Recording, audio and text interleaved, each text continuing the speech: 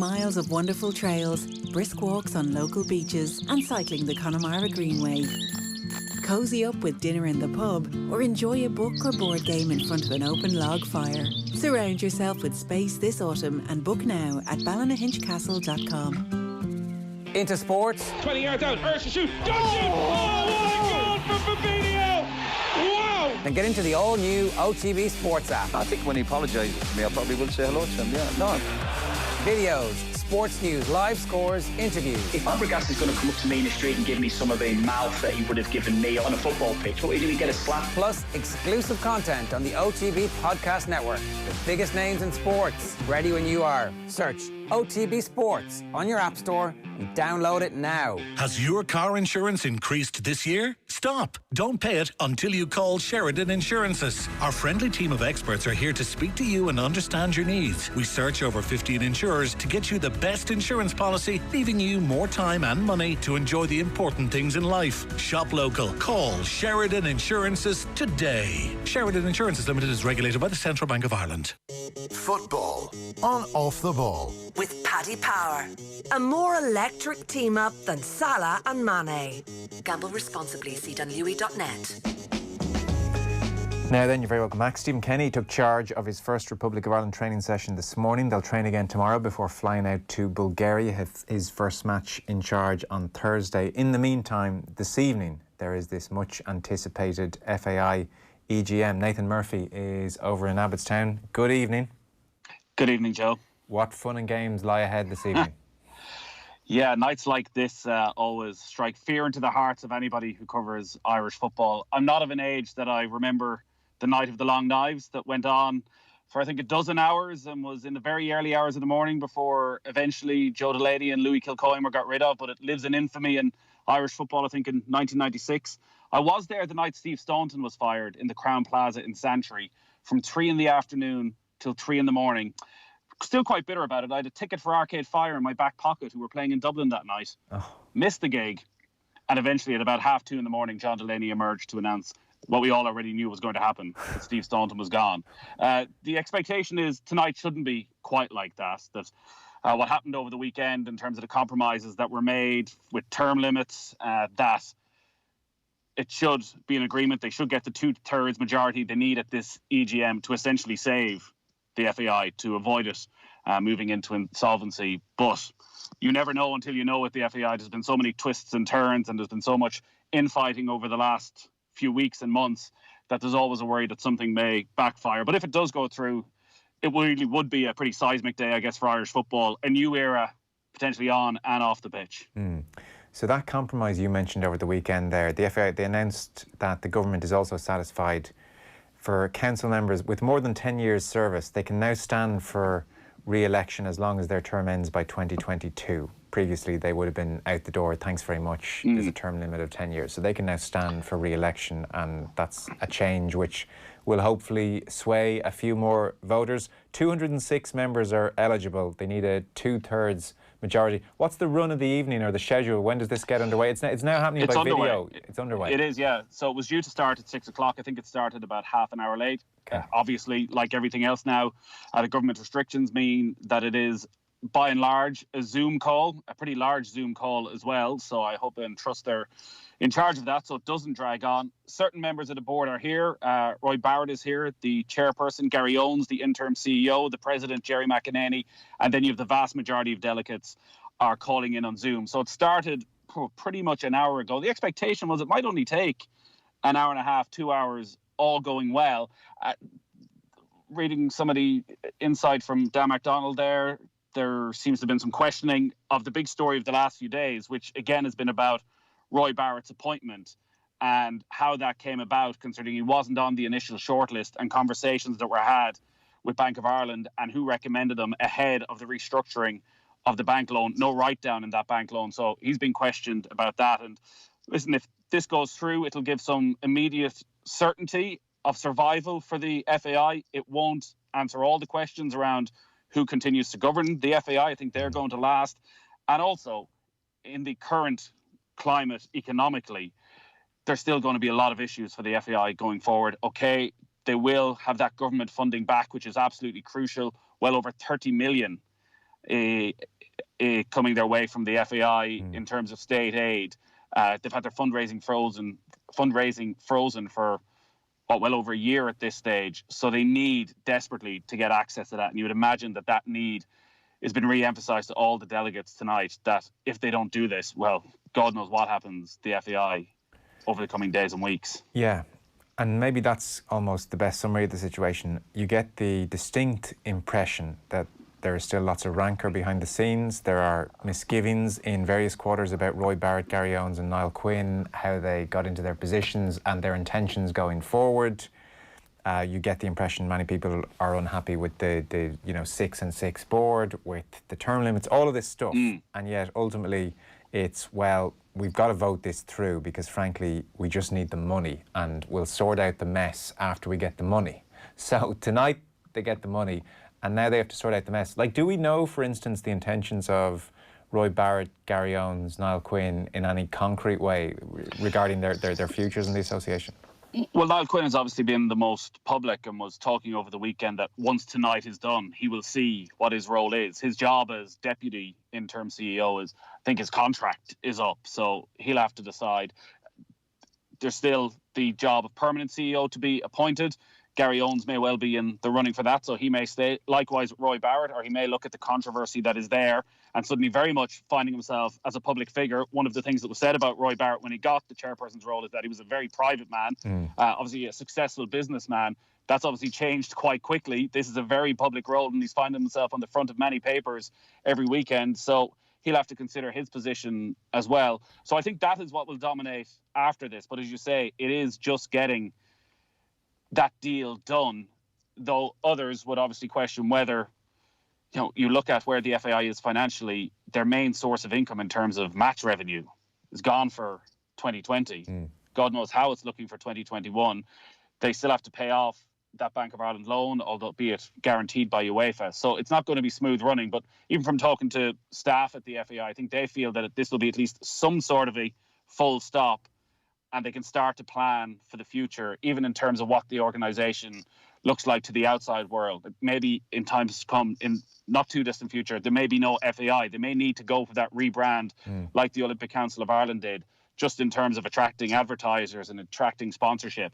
But that is all dependent, I think, on tonight going according to plan. Yeah, OK. Well, we'll get you on as soon as there's white smoke. And like I said, Gary Owens is going to join us on the football show maybe around 9:30. So there's many a question to put to him. Meanwhile, you were at Stephen Kenny's first training session this morning. Adrian Barry earlier on, very impressed in the snippets he saw that players were passing the ball to each other. I mean, they've generally done that in training down the years. So we'll wait and see for match time. Well, what was it, the deal? Usual kind of first 15 minutes and then you're gone? Yeah, over the years, there have been different ways of watching Ireland training sessions. Trapattoni, if I remember correctly, used to let you see the last 15 minutes. And again, you would know the team because there'd be 11 in bibs and 11 not in bibs. Yeah, Robbie Keane, Davy Duffer wearing a bib. You get to watch the match. Essentially. So you'd come out knowing the team. By and large, you get the first 15 minutes. That was the case again today. It looked to be a very well organised and thought out session, as you would expect when you've had pretty much 4 months to plan for it. It was interesting in that the players warmed up in this huge indoor arena. I don't know if you've been out in Abbottstown lately in the National Sports Campus. For anyone who hasn't visited, you can drive in and around, I think, in general. You should come for a look because every time you come, it's more and more impressive. And the IRFU and the FAI share a huge indoor facility. So the players did their warm-up, came out. Stephen Kenny gathered them all in the middle. And you could just about hear Stephen Kenny saying, everything we do today, we do with intensity. And he seemed to be going through what the plan for the session was. We'll do some 11v11. We'll go into smaller groups. And then what you saw in those videos was essentially just another part of the warm-up with a ball at their feet, little quick-fire passing, 20-yard sprints, that sort of thing. There was no real indication from that. But listen, everyone was full of smiles. There was a lot of conversations going on, particularly between Keith Andrews and Stephen Kenny. Damien Duff and Rory Higgins, who's essentially the opposition analysis, were deep in conversation as well. So, as you would expect, it's the first day. Yeah.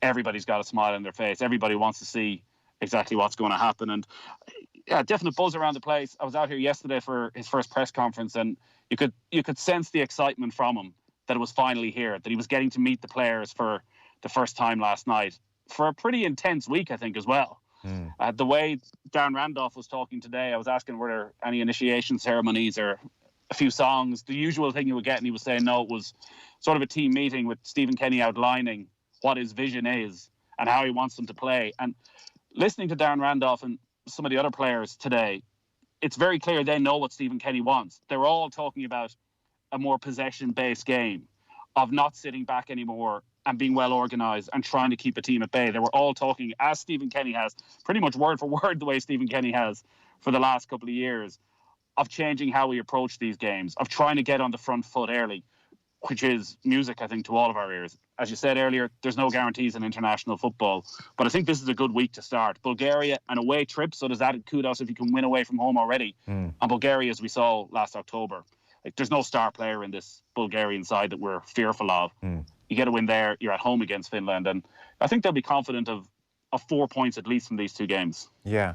Well, to give people a sense of what Stephen Kenny was talking about in his press conference, needless to say, the question of quality came up. Do the team have enough quality to play this more expansive brand of football? Listen, we have a lot of good players in the international team. We players are playing at, in the English Premier League and in the Championship. And we've got players playing at a high standard. Yes, we haven't got that many players playing in the Champions League, but we have players playing with really good clubs in the Premier League and in the Championship. We've got a very players that love playing for Ireland. We have it's the pinnacle of their career to play for Ireland. We know that there's 8 games now coming up in the next 3 windows. We know that the Nations League is important for us because it's a World Cup playoff. Is a possibility if you win the group, which is a huge incentive. We haven't been in a World Cup since 2002. We know that the European Championship playoff is the thoughts of us not being in Dublin next year in the European Championships would be, it'd be such an amazing experience that we should do everything, collectively to try and make that happen for ourselves, because that's what we want. We want to be in the European Championship. We've got a tough draw. We have to win 2 significant away games, away to Slovakia and away to Bosnia, which we haven't looked like doing for a while, and I think it's for a long time. And I think, but we have to. These games against Bulgaria and Finland are hugely important in their own right because of the Nations League competitive games, because of the World Cup playoff, but it also gives us an opportunity to put, to formulate the team and get it ready for the playoff against Slovakia also. So it's a good opportunity in that regard.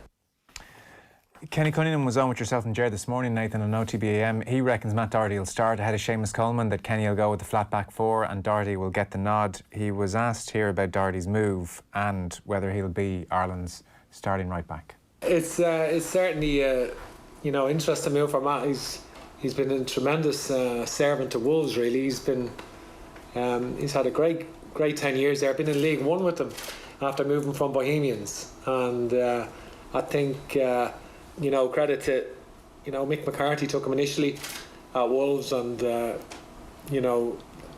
very well, and obviously he's pushed on in since that, and I think he's pushed on over the last number of years. He's been really his number of assists and goal scoring fullback, and I think if your fullbacks are creating scoring goals, it's a real asset, and I think it's great value for Tottenham. I think it's a great deal for Tottenham. Yeah, well, there's tough decisions in all areas, there's no doubt. I think we've right back has been a particularly strong position for Ireland. It's probably the strongest out of all the positions, because Cyrus Christie has had a really good, strong end of the season at Fulham, and we could actually have 4 right backs in the Premier League next year between Matt Doherty, Seamus Coleman, Cyrus Christie and Darragh O'Shea, so which is unbelievable really, and that's quite conceivable that could happen, and I think so it is an area. Matt obviously very undervalued by Ireland, probably only 3 competitive starts for Ireland. He's 28 years of age, so I think it's quite a stark statistic really, and I think but at the same time Seamus has been an outstanding player for Ireland for a number of years, and brilliant captain, so it's a good position to be in. It sure is. Jeez, a fifth of the right backs in the Premier League. We have a fifth of the Premier League's right backs. Seamus Coleman's still one of our better players, but he finds himself up against, after Trent Alexander-Arnold, the best right back in the league, probably. He does, but Seamus Coleman, Stephen Kenny has said, is his captain. Now, whether that was decided early because, well, Seamus Coleman is the leader of this squad, regardless of whether he's playing or not, and wants him to have that role in the hotel, or whether he's saying that because he intends to pick Seamus Coleman, we're only really going to find out on Thursday night. I wouldn't be surprised if he plays one in one game and one in the other. This is still the start of the season. Matt Doherty's just back from holidays. Seamus Coleman's just in pre-season. And there's no reason, maybe Seamus Coleman is better suited to the away games where, as much as Ireland want to get in the front foot, you're not going to see a huge amount of the possession. But at home, then, Matt Doherty plays in that role. The talk about Matt Doherty was interesting. You didn't hear the clip there, but he was asked about Doherty's move to Spurs and where he sees Doherty fitting in there, because there's the concern that he's going to Jose Mourinho and will he end up in a more negative side, not as that right wing back we've seen marauding forward for Wolves, that actually be stuck as a traditional right back that maybe doesn't suit his skill set. And he was fascinating about going to Tottenham a couple of times last season and how different teams at international level and at club level use different parts of the pitch differently, and how Spurs, their defence, well, the left back Ben Davies tucks right in behind the two centre halves. You don't see him bombing forward too often, whereas watching Serge Aurier at right back, and almost all the time when Spurs had the ball, Aurier is in a line with Harry Kane right up the pitch, right in an attacking position. So both wing backs aren't treated the same. Both sides of the pitch aren't treated the same. And actually, Jose Mourinho plays his fullback right up there, and there is nobody better than Matt Doherty at that.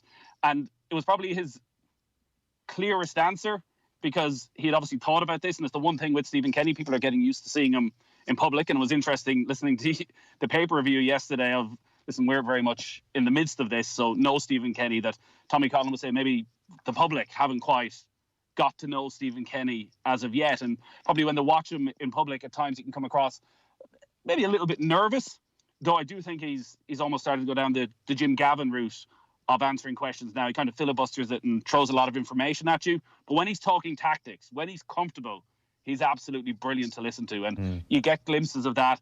Unfortunately, with the role now, you don't often get to spend that much time talking, because it's, you know, is James McCarthy fit? Which is actually the good news from the day is it does seem as though he is going to be fit. He trained, even though from what Roy Hodgson said on Saturday, he was a major doubt, which would be a huge boost, because everything he said about James McCarthy is he'd be a central figure. So, yeah, I think there's probably a little bit of learning for everybody and watching Stephen Kenny, but a good buzz around the place, and particularly that news that James McCarthy is in.